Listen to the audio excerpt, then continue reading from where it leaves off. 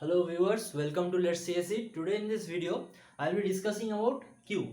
In this video, I will give a basic introduction of Q, what is Q and how Q works and what is the disadvantage of a normal Q and what we can implement for to overcome the disadvantage of a normal Q. Okay, so let's start. First, what is Q? It is a linear data structure. Okay, it is a linear data structure which follows FIFO order, which follows FIFO order. FIFO order. What is FIFO? First in, first out. Okay, first in, first out. That means the element which is inserted at first will be retrieved at first only. Unlike stack uses LIFO order. That means last in, first out. Suppose this is a stack. First 5 is inserted, then 6, then 7. Stack follows LIFO order. Last in is 7 will be taken out at first. Last in, first out. This is stack, then 6, then 5. But in case of Q, it is completely the opposite. It is completely the opposite. 5 is inserted at first, 5 will be taken out at first. First in, first out, then 6, then 7. Just the opposite of stack. So, what we learned so far? Q is a linear data structure which follows FIFO order. That means the element inserted at first will be taken out at first. Okay, now suppose this is a Q, right? At first, there is a Q is managed by two pointers. Okay, one is called rear pointer. One is called rear pointer, which is used to insert element. Okay, which is used to insert element, and another pointer is called front pointer.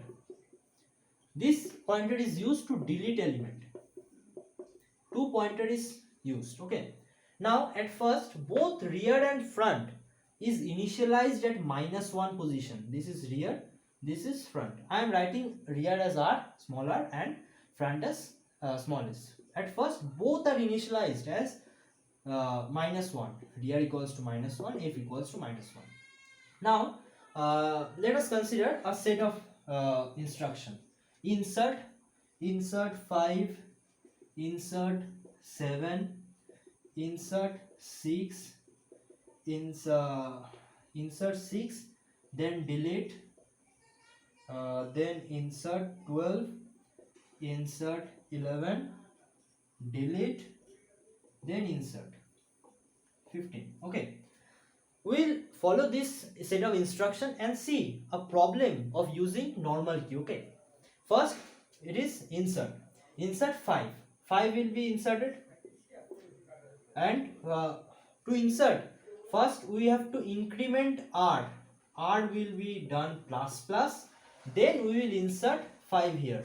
Okay, so now r is pointing here, correct?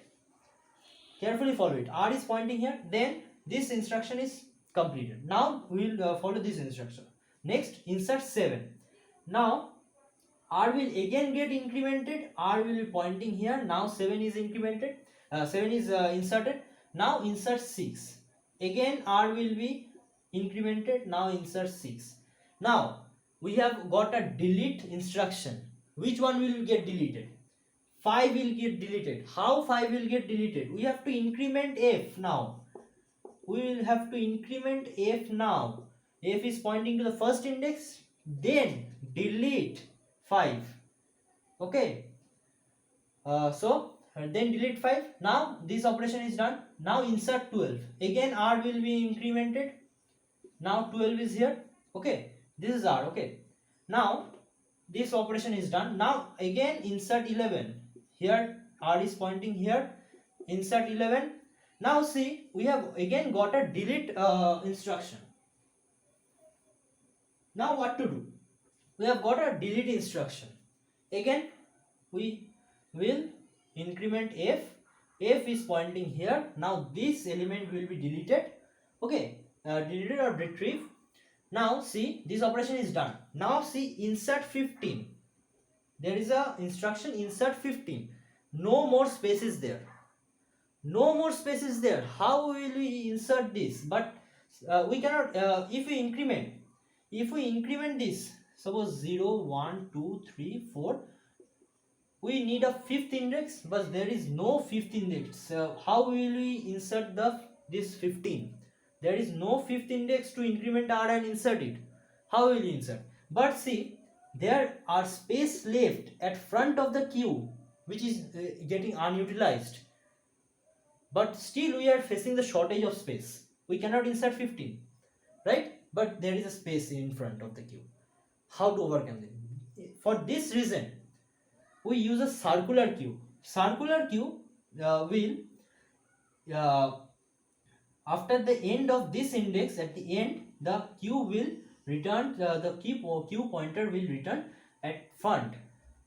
That means r will be incremented at front. R will again get initialized here, r.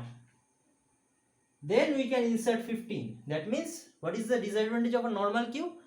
If there is a shortage of space and we cannot increment r, but there is a space left at front, that is the disadvantage, right? So if in case of circular queue, we can increment r, which is pointing to the last index, to again come in the front index. That's how we can utilize the unutilized spaces, right? So for this, how we will increment r and f in such a order that it perform a circular operation? How will insert? Any idea? Let me show you. R will be incremented as r plus 1 mod maximum or size of the queue. Size. This is the mod operation. I hope you know mod operation. See, here r was 4. We have to increment r plus 1. R plus 1 mod, what is the size of the queue? 5, right? 5 mod 5. 5 mod 5 is 0. We come to the 0th index. Okay. Similarly, if we have suppose we keep on deleting and front pointer reaches at end. Similar, but there is a element at 0th index. So we have to take front to the front of the queue. Okay, that means at 0th index, how we will take it? F equals to f plus 1 mod size of the queue. That means same at like this same. Okay, that means we will increment f and front and rear pointer using this, using this in circular queue. Okay, so I hope you understood. Now how queue is implemented. Queue can be implemented using two data structure, both array and linked list. This representation is done using array. I am using an array to represent the queue. Now you can use the linked list also. That means linked list can also be used to implement queue. So this is the introduction of queue.